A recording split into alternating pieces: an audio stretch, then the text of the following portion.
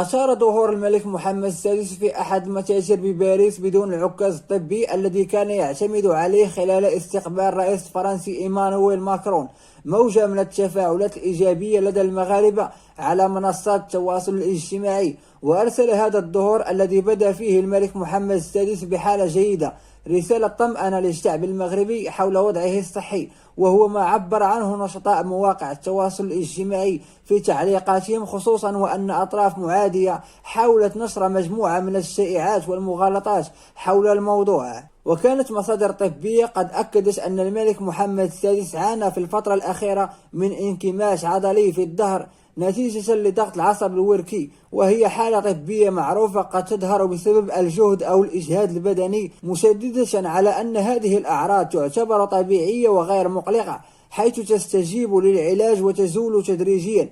ورغم التطمينات الطبية التي تؤكد أن حالة الملك الصحية ليست خطيرة، حاولت بعض الأطراف المعادية استغلال الوضع لنشر شائعات مغرضة تستهدف شخص الملك، مستغلة أي فرصة للتأثير على استقرار المغرب.